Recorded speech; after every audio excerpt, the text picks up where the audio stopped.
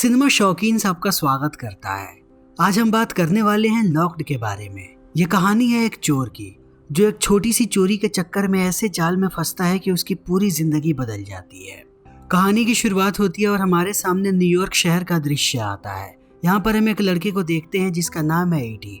ED आता है एक मैकेनिक के पास अपनी गाड़ी को लेने के लिए, मगर मैकेनिक ने लंबा चौड़ा बिल बना करके रखा है। जितने पैसे ईडी के पास नहीं है, वो अपने सारे पैसे उसके सामने रख देता है, मगर मैकेनिक कहता है कि इससे ज़्यादा पैसों की ज़रूरत पड़ेगी, इतने में मैं तुम्हें तुम्हारी गाड़ी नहीं देने वाला। तब वो गुस्सा हो जाता है और कहता है कि मैं डिलीवरी का बिजनेस करता हूँ, अगर मुझे गाड़ी नहीं मिली तो मेरा धंधा चौपट हो जाएगा। उसके साथ साथ मुझे अपनी बेटी को पिक करने जाना है। इसी बीच उसकी बेटी कॉल करने लगती है। तब वो कॉल काटता है और फिर से बात करने लगता है मैकेनिक से। तभी उसकी एक्स वाइफ कॉल करती है उसके पास और कहती है कि तुम सबसे गैर जिम्मेदार पिता हो। आखिर अब तक तुमने अपनी बेटी को उसके स्कूल से क्यों नहीं पिक किया। इन बातों को सुनने के बाद एडी और भी ज़्यादा घबरा जाता है। उसे अब कैसे भी पैसे चाहिए। तभी उसकी नज़र पड़ती है एक वॉलेट पे जो टेबल पे पड़ी है। इस चीज़ को देखने के बाद वो गुस्सा दिलाने लगता है मैकेनिक को। तब मैकेनिक उसका गला पकड़ करके उसे पुश करता है टेबल की तरफ और एडी बड़े ही आसानी से उसके वॉलेट को चुरा लेता है। मगर बाहर आने के बाद वो देखता है कि इस वॉलेट में बिल्कुल भी पैसे नहीं है। वो बहुत ही ज़्यादा डिसअपॉइंटेड है। अब फिर अगल बगल में वो देखने लगता है कि किसके पास पैसे हो सकते हैं, मगर किसी के पास भी ज़्यादा पैसे नज़र नहीं आते। तब वो एक एक करके गाड़ियों को चेक करने लगता है कि अगर कोई गाड़ी अनलॉक हुई तब उसका काम हो जाएगा। एक गाड़ी खुलती है मगर उसके अंदर एक कुत्ता है। कुत्ता उस पर भौंकने लगता है। तब एडी उसे पानी भी पिलाता है। थोड़ा और आगे आने के बाद वो देखता है कि उसकी बेटी उसके पास फिर से कॉल कर रही है, जिसका नाम है सेरा। कॉल उठाने के बाद वो सबसे पहले कंप्लेन करती है और कहती है कि आपने मुझे छोड़ दिया सड़क पे। मुझे बहुत ही ज़्यादा बुरा लगा, लेकिन अब मैं घर आ चुकी हूँ। थोड़ी देर शांत रहने के बाद वो कहती है, लेकिन अभी भी मैं आपसे प्यार करती हूँ, आप सबसे अच्छे पिता हैं। इतना कह के वो फ़ोन काट देती है। अब ईडी बहुत परेशान है, उसे कैसे भी अपनी गाड़ी वापस लानी है। तभी उसकी नज़र पड़ती है एक फैंसी कार पे। जैसे ही वो दरवाजे को चेक करता है, उसे पता लगता है कि दरवाज़ा खुला हुआ है। तब वो घुस जाता है अंदर आने के बाद वो चारों तरफ देखता है कि कहीं उसे कोई कीमती चीज़ मिल जाए, मगर उसे कहीं कुछ भी नहीं मिलता। उसे सिर्फ कुछ सनग्लासेस मिलते हैं, जिसे देखने के बाद वो फिर से डिसअपॉइंट हो जाता है और बाहर निकलने की कोशिश करने लगता है।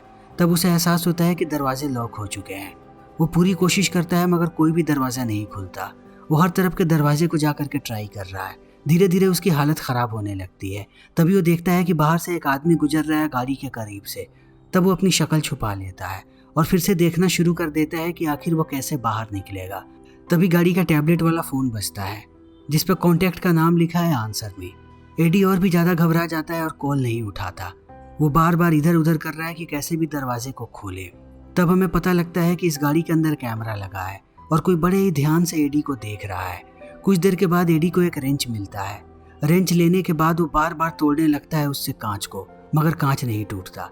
इसी बीच एक और आदमी गुजरता है गाड़ी के करीब से। तब वो फिर से छुप जाता है, मगर उस आदमी के जाते ही वो शुरू कर देता है दरवाजे को तोड़ना।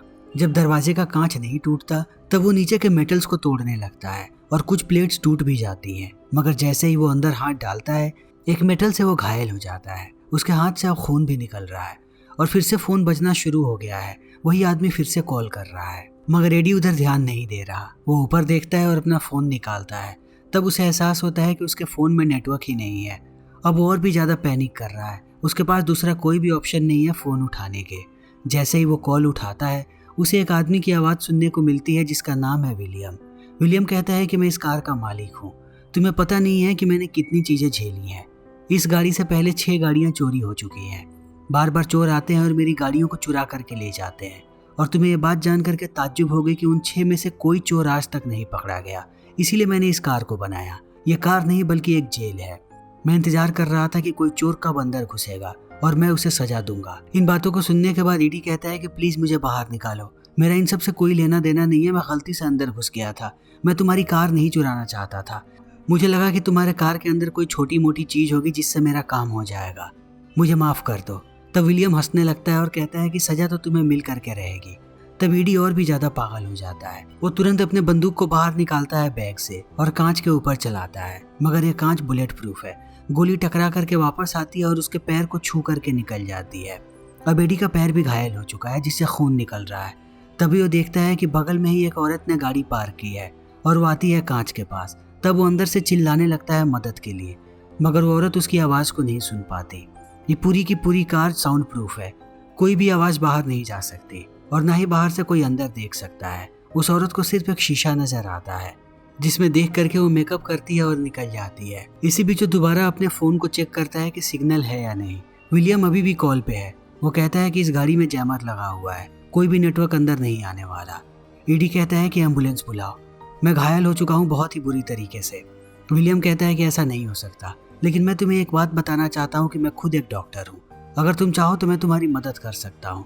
तब एडी उस पर चिल्ला करके गालियां बकने लगता है और गालियां बकते हुए बेहोश हो जाता है क्योंकि उसका बहुत सारा खून बह चुका है। कुछ घंटों के बाद जब उसकी आंख खुलती है तो वो देखता है कि रात के 9 बज चुके हैं और उसके घाव पर किसी ने पट्टी बांध दी है, जिसे देखने के बाद वो कहीं ना कहीं खुश है कि अब उसकी हालत ठीक हो रही है। तभी विलियम दोबारा कॉल करता है, मगर वो फिर से उसके ऊपर भड़क करके गालियां देने लगता है और कहता है कि आखिर तुम चाहते क्या हो, इस तरीके से तुम मुझे कब तक बंद करके रखोगे। जब वो 2 गालियां और देता है तब विलियम कहता है कि अब तुम्हें इसकी सजा मिलेगी। वो गाड़ी के म्यूजिक को तेज कर देता है और उसके साथ साथ वो एयर कंडीशन को भी ऑन कर देता है, यानी अब गाड़ी का टेम्परेचर नीचे गिरते जा रहा है, जिसे देखने के बाद उसकी हालत खराब हो रही है। ईडी के पास ना यहाँ पर पीने को पानी है ना खाने को कुछ है, वो भूख से तड़प रहा है। उसके साथ साथ अब उसे ठंड भी लग रही है। वो गाड़ी के सीट कवर को निकाल करके लेट जाता है। पूरे रात उसकी ऐसी ही हालत खराब होती रहती है। सुबह सुबह जब विलियम दोबारा कॉल करता है तब वो उसे माफी मांगता है और कहता है कि अब मैं तुम्हें दोबारा कभी गाली नहीं दूंगा, प्लीज मुझे माफ कर दो। तो विलियम इस बात का कोई जवाब नहीं देता और वो गाना और एयर कंडीशनिंग दोनों का दोनों ऑफ कर देता है। तब ईडी भी थोड़ा शांत होता है और शांत दिमाग से सोचने लगता है कि आखिर वो क्या करेगा। जैसे जैसे समय बीतता है उसे पेशाब भी आता है। वो बोतल में ही पेशाब करता है और उसे रख लेता है क्योंकि उसे पता है कि कहीं ना कहीं सारा का सारा पानी खत्म हो चुका है और बिना पानी का वो ज्यादा दिनों तक सरवाइव नहीं कर पाएगा। मगर उसे यहाँ से बाहर निकलने का रास्ता भी निकालना है। वो यहीं पर फंसा हुआ नहीं रह सकता। वो एक एक करके चीजों को दोबारा तोड़ रहा है। तभी विलियम दोबारा कॉल करता है और हंसना शुरू कर देता है और कहता है कि जितनी भी कोशिशें तुम कर रहे हो सारी की सारी कोशिशें बेकार है, तुम इस गाड़ी से बाहर नहीं निकल पाओगे। इसी बीच एडी की नजर पड़ती है बालकनी में। वो किसी आदमी को देखता है, उसे लगता है कि यही आदमी विलियम है। ईडी कहता है कि अगर मैं तुम्हारी कार में मर गया तब पुलिस वाले तुम्हारे पास आएंगे और मुझे मार करके तुम्हें कुछ नहीं मिलने वाला, क्योंकि मैं कोई बड़ा क्रिमिनल नहीं हूँ। मैंने आज तक किसी को नहीं मारा और मेरे पास जो बंदूक है वो सिर्फ दिखावे के लिए थी, मैंने उसका भी इस्तेमाल नहीं किया। इससे अच्छा है कि तुम पुलिस वालों को भेज दो यहाँ पर, मेरे खिलाफ उन्हें कोई भी सबूत नहीं मिलेगी। विलियम कहता है कि पुलिस वाले बहुत ही गए गुजरे हैं, अगर तुम्हारे खिलाफ कोई सबूत भी मिले तब भी वो तुम्हें सजा देने में कई साल लगा देंगे। मुझे कैंसर है, मैं सिर्फ 4 महीने का मेहमान हूँ, लेकिन मरने से पहले मैं कुछ ऐसी चीजें करना चाहता हूँ जिससे मुझे संतुष्टि मिले और मैं कहूँ कि मैंने अपनी चीजों को खुद से किया। मैंने उन सारे लोगों को सजा दी जिन लोगों ने मुझे परेशान करने की कोशिश की। मैं इंसाफ चाहता हूँ, मैं किसी भी कानून के भरोसे नहीं रहना चाहता, क्योंकि वो किसी को सजा नहीं देते, वो सिर्फ मासूम लोगों को परेशान करते हैं। अभी के लिए मैं तुम्हारे लिए सिर्फ एक चीज कर सकता हूँ, अपना सोशल सिक्योरिटी नंबर मुझे दो। मैं चेक करूंगा कि और कौन कौन से क्राइम्स तुम्हारे नाम पर रजिस्टर हैं। अगर ये तुम्हारा पहला क्राइम हुआ तब मैं तुम्हारे साथ थोड़ी नरमी से पेश आऊंगा, लेकिन अगर तुम कोई बड़े क्रिमिनल निकले तब तुम सोच भी नहीं सकते कि मैं तुम्हारे साथ क्या करने वाला हूँ। एडी कहता है कि मैं तुम्हें सोशल सिक्योरिटी नंबर दे दूंगा, मैंने सिर्फ छोटी मोटी चोरियां की हैं और ये चोरियां क्यों की हैं, क्योंकि हम जैसे लोगों को काम नहीं मिलता, हमें ऐसे ही सड़कों पे छोड़ दिया जाता है। जब हम भूख से तड़पते हैं तब हम चोरी करना शुरू कर देते हैं और यह क्यों होता है, क्योंकि तुम जैसे बड़े लोग अपनी जेबें भर रहे हो, तुम ऐसी गाड़ियां बना रहे हो जिनमें लोगों को कैद कर सको। इन बातों को सुनने के बाद विलियम फोन काट देता है, मगर विलियम को लगा है कि एडी ने फिर से लाइन क्रॉस की है, अब वो उसे दोबारा सजा देने वाला है। वो म्यूजिक तेज करता है और इस बार कार के टेम्परेचर को बढ़ाने लगता है, जिससे ईडी की हालत अब सच में खराब होने लगी है। वो देखता है कि बाहर बारिश हो रही है। बारिश का पानी देखने के बाद उसकी प्यास बढ़ने लगती है। तब वो खुद के पेशाब को पीने की कोशिश करता है, मगर वो ऐसा नहीं कर पाता। तभी विलियम कॉल करता है और कहता है कि अपना सोशल सिक्योरिटी नंबर मुझे दो, बदले में मैं तुम्हें पानी दूंगा, उसके साथ साथ हीट को भी कम कर दूंगा, और अगर तुम्हारे नाम पे ज़्यादा क्रिमिनल रिकॉर्ड्स नहीं हुए तब मैं कहीं तुम्हारे साथ नरमी से भी पेश आऊँ। अब एडी के पास दूसरा कोई ऑप्शन नहीं है, वो नंबर दे देता है। तब विलियम बताता है कि आगे के कैबिनेट में पानी रखा हुआ है, जब मैं तुम्हारे घाव को ठीक करने आया था तब मैंने पानी का बोतल रखा था। ईडी एक बार में सारा का सारा पानी पी जाता है और अब वो कोशिश कर रहा है कि आराम से सो सके, मगर सोते समय वो देखता है कि उसके जैकेट में एक कार्ड है जो बार बार परेशान कर रहा है उसे। जैसे ही वो कार्ड को निकालता है उसे एहसास होता है कि ये लॉटरी की टिकट है जिसे उसने खरीदा था थोड़े समय पहले ताकि अपनी गाड़ी को छुड़ा सके, और लॉटरी के एक खांचे को उसने स्क्रैच नहीं किया था। अब वो जैसे ही स्क्रैच करता है उसे एहसास होता है कि वो पैसे जीत चुका है। ये उतने पैसे हैं जितने पैसों से वो अपनी गाड़ी को छुड़ा सकता है। इस चीज को देखने के बाद वो हंसने लगता है कि अब उसके पास पैसे आ चुके हैं, मगर वो उनका इस्तेमाल नहीं कर सकता। तभी विलियम कॉल करता है। ईडी उससे माफी मांगता है और कहता है कि मैंने जितने भी शब्द बोले सारे के सारे गुस्से में बोले, मेरा कुछ भी ऐसा मतलब नहीं था। मुझे बहुत ही तेज भूख लगी है, क्या मुझे थोड़ा सा खाना मिल सकता है? विलियम कहता है कि बिल्कुल, मैं कोई साइको नहीं हूँ। ग्लव्स कंपार्टमेंट की तरफ आगे बढ़ो। वो जैसे ही आगे जाता है कंपार्टमेंट खुलता है और अंदर से खाना आता है। इसी बीच ईडी देखता है कि ग्लव्स कंपार्टमेंट के अंदर एक स्विच है, मगर वो कुछ कर पाता उससे पहले कंपार्टमेंट बंद हो जाता है। अब ईडी को बातें समझ में आ रही है कि शायद इसी स्विच की मदद से वो पूरे के पूरे कार को कंट्रोल कर रहा है। वो खाना खाते हुए बातें सुन रहा है विलियम की और बालकनी की तरफ देख रहा है। अंत में विलियम कहता है कि अब मैं सोने जा रहा हूँ। ईडी देखता है कि बालकनी के पास से वो आदमी जा रहा है, यानी कि यही आदमी विलियम है। वो अब कैमरे में मिडिल फिंगर दिखाता है ताकि कंफर्म कर सके कि विलियम सोया है या जगा है। जब कोई भी रिएक्शन नहीं आता वो समझ जाता है कि विलियम सो गया। वो ग्लव कंपार्टमेंट को तोड़ता है और अंदर की फोटो खींचता है। तब उसे पता लगता है कि अंदर एक पूरा का पूरा सर्किट है और एक स्विच भी है। वो डिसाइड करता है कि कैसे भी उसे स्विच को ऑफ करना है। वो अपना हाथ घुसाने की कोशिश कर रहा है अंदर, मगर उसका हाथ अंदर नहीं जा पाता। इस बीच उसका नाखून भी टूट जाता है, मगर वो अभी भी कोशिश कर रहा है। तभी विलियम जग जाता है और उसे इलेक्ट्रिक शॉक देना शुरू कर देता है। इलेक्ट्रिक शॉक को देखने के बाद अब ईडी शांत है। अगली सुबह हम उसे देखते हैं फ्रंट सीट पे।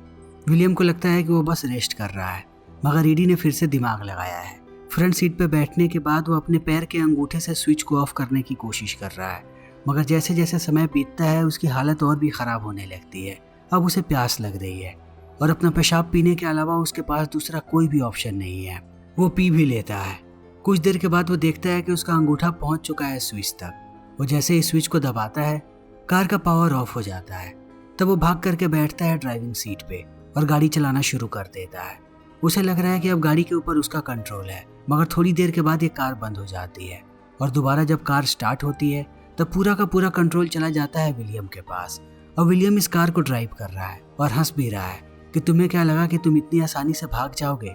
और विलियम एक पुराना गाना बजाता है और ईडी को कहता है कि जरा सड़कों पे देखो, सारे के सारे लोग रात के समय डरे होते हैं क्योंकि न्यूयॉर्क में हर तरफ क्राइम्स हो रहे हैं। और ये क्या है? ये तुम जैसे लोग हैं जो मासूम लोगों का जीना हराम कर रहे हैं। फिर वो कार की स्पीड को बढ़ा देता है। इस चीज को देखने के बाद अब ईडी भी डरा हुआ है। थोड़ी देर के बाद वो कार को लेकर के आता है एक छोटे से गलियारे में जहाँ पर दो क्रिमिनल्स पीट रहे हैं एक आदमी को। तब वो लाइट उनकी तरफ करता है और 2 बार हॉर्न बजाता है। वो क्रिमिनल्स देखने लगते हैं कार की तरफ। फिर 2 में से एक आदमी बंदूक निकाल लेता है और आगे बढ़ता है कार की तरफ गोली चलाने के लिए। ईडी डरा हुआ है, मगर विलियम को मजा आ रहा है। वो कार को तेज करता है और चेज करने लगता है उन दोनों क्रिमिनल्स को, जिनमें से एक आदमी कूद जाता है गली की तरफ। वो बच जाता है, मगर दूसरा आदमी अभी भी भाग रहा है। विलियम स्पीड बढ़ाते रहता है। अंत में उस क्रिमिनल को एहसास होता है कि रास्ता यहाँ पे खत्म हो चुका है। तब विलियम कार से उसे ठोक देता है और वो अभी भी आगे बढ़ रहा है ताकि उस आदमी को पूरे तरीके से कुचल दे। ईडी चिल्ला करके कहता है कि उसे छोड़ दो। तब विलियम कार को पीछे करता है हंसते हुए। जैसे ही वो आदमी जमीन पे गिरता है विलियम दोबारा गाड़ी सीधा उसके सर पे चढ़ा देता है। अब उस आदमी की मौत हो चुकी है और इस चीज को देखने के बाद ईडी को समझ में नहीं आ रहा कि वो क्या करे। तब गाड़ी दोबारा चलनी शुरू हो जाती है और इस बार गाड़ी और भी तेज चल रही है। सारे लोग गाड़ी की तरफ देख रहे हैं। अब ये गाड़ी पहुंच जाती है एक पार्किंग लॉट में और सीधा चली जाती है छत पे। ईडी देखता है कि शायद ये गाड़ी छत से नीचे जाने वाली है, तब वो चिल्लाने लगता है। इसी बीच उसका सर टकराता है और वो बेहोश हो जाता है। अगली सुबह जब उसकी आंख खुलती है तो वो देखता है कि गाड़ी अभी भी चल रही है। विलियम कहता है कि तुम्हें पता भी नहीं है कि आज मैंने क्या किया। सुबह सुबह मैं तुम्हारे घर गया था और तुम्हारी बेटी सेरा को मैंने ही स्कूल छोड़ा। मुझे ये बात भी पता लगा कि तुम्हें अपनी पत्नी को एलिमनी के पैसे भी देने हैं। तभी ईडी को एहसास होता है कि वो लोग सेरा के स्कूल के आगे आ चुके हैं। तभी वो सेरा को देखता है जाते हुए और गाड़ी उसके पीछे जा रही है। ईडी डर जाता है क्योंकि विलियम कुछ भी कर सकता है। वो गाड़ी एकदम उसके बगल से निकालता है। तब ईडी और भी ज्यादा डर जाता है। सेरा भी इस चीज को समझ चुकी है और वो भागने की कोशिश कर रही है और विलियम गाड़ी को उसके पीछे तेजी से भगा रहा है ताकि उसे कुचल सके। तब ईडी रोने लगता है और उसके सामने गिड़गिड़ाता है कि मेरी बच्ची को छोड़ दो। जब विलियम नहीं रुकता तब वो बंदूक को अपने माथे पर रख के कहता है कि मैं अपने आप को मार लेता हूँ, मगर मेरी बच्ची को छोड़ दो। मगर उसे एहसास होता है कि विलियम ने पहले ही सारी गोलियां निकाल दी हैं। विलियम अब सेरा के साइकिल को कुचल करके निकल जाता है दूर। सेरा अभी भी सुरक्षित है। अब ईडी पागल हो चुका है क्योंकि रात हो चुकी है। वो एक एक करके सारे कैमरे को तोड़ रहा है ताकि अब विलियम उसे ना देख सके और उसके साथ ना खेले। सारे कैमरे को तोड़ने के बाद वो एक संदेश रिकॉर्ड करता है सेरा के लिए कि वो एक बुरा इंसान है और सबसे बुरा पिता। शायद वो अगली जिंदगी में एक अच्छा पिता बन सके। मगर वो जैसे ही संदेश भेजने की कोशिश करता है उसे एहसास होता है कि अंदर नेटवर्क ही नहीं है, संदेश नहीं जा सकता। तभी गाड़ी जाकर के रुकती है दूसरी पार्किंग में और थोड़ा सा कांच नीचे आता है और विलियम बाहर से हाय कहता है उसे।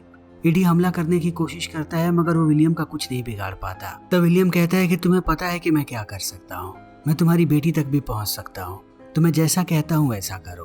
वो एक रस्सी देता है और कहता है अपने हाथों को बांधो। जब वो हाथों को बांध रहा होता है तो विलियम अंदर स्प्रे छिड़कता है ताकि बदबू कम हो सके। पीछे के दरवाजे पर आकर के वो बैग अंदर रखता है और खाने की कुछ चीजें रख देता है ईडी के सामने। फिर से वो गाना बजा करके अब वो खुद कार को ड्राइव कर रहा है और रास्ते में कहता है कि तुम लोगों की जनरेशन से मुझे नफरत है, तुम लोग बहुत ही बुरे हो, तुम्हारे अंदर की इंसानियत मर चुकी है। मेरी भी एक बेटी थी तुम्हारी तरह जिससे मैं सबसे ज्यादा प्यार करता था। एक चोर आया मेरी गाड़ी चुराने और गाड़ी के लालच में उसने मेरी बच्ची को मार दिया। अब मुझे बताओ कि इंसाफ कैसे मिलेगा? आज तक वो आदमी मुझे नहीं मिला। इतना कहने के बाद वो ईडी के सर पे बंदूक तान देता है और कहता है कि बताओ मुझे इंसाफ कहाँ मिलेगा, तुम्हें मार करके। थोड़ी देर के बाद वो बंदूक हटा लेता है और तेज ड्राइव करना शुरू कर देता है। ईडी उसकी बातों को सुन रहा है मगर फिर से उसका अंगूठा ग्लव्स कंपार्टमेंट में है। थोड़ी देर के बाद वो बटन को दबा देता है, तब कार बंद हो जाती है। बंद होते ही गाड़ी जाकर के सीधा टकराती है पहाड़ के क्लिफ से। अब कार नीचे गिर रही है और विलियम के हाथ से गोली चल जाती है। गोली जाकर के पहले टकराती है कांच से, फिर वापस आकर के लगती है विलियम को। दोनों के दोनों नीचे गिरने के बाद बेहोश हैं। कुछ देर के बाद जैसे ईडी की आंख खुलती है उसे पता लगता है कि कार के बंद होने के बाद जैमर भी बंद हो गया और उसके फोन पे संदेश आ रहा है। तभी वो देखता है कि विलियम की सांसें अभी भी चल रही है। वो बड़ी बेरहमी से उसे पीटना शुरू कर देता है। थोड़ी देर के बाद उसका फोन बजता है, उसकी बेटी कॉल कर रही है। विलियम कहता है फोन उठाओ। जैसे ईडी फोन उठाता है, सेरा कहती है कि मैं बहुत ही ज्यादा डर गई थी आपके संदेश को सुनने के बाद, आप ठीक तो हैं? ईडी कहता है कि हाँ मैं ठीक हूँ और आ रहा हूँ तुम्हारे पास। तभी वो देखता है कि गाड़ी के पीछे अब आग लग चुकी है। वो विलियम को कहता है कि दरवाजों को खोलो ताकि हम लोग बाहर निकल सके। विलियम कहता है कि नहीं, इतना मजा मुझे आज से पहले कभी भी नहीं आया। तब ईडी भड़क जाता है और बैग को चेक करता है जो विलियम लेकर के आया था। बैग के अंदर उसे एक हथौड़ा मिलता है। यह हथौड़ा बहुत ही स्ट्रॉन्ग है जिससे वो पीछे का कांच तोड़ता है और अपने लॉटरी के टिकट के साथ चला आता है बाहर। अब पूरी की पूरी गाड़ी में आग लग चुकी है। इसी आग में विलियम भी जल जाता है। घायल हालत में ईडी पहुंचता है रोड पे और लिफ्ट मांगता है एक कार से। उसे लिफ्ट मिल जाती है क्योंकि वो बुरी तरीके से घायल है। लोग उसे लेकर के आते हैं शहर में। वो सबसे पहले जाता है अपनी कार को वापस लेने के लिए, मगर मैकेनिक कहता है कि गाड़ी को ठीक होने में अभी भी टाइम है, तुम कुछ देर बाद आना। ईडी अपने आप को नहीं रोक पाता।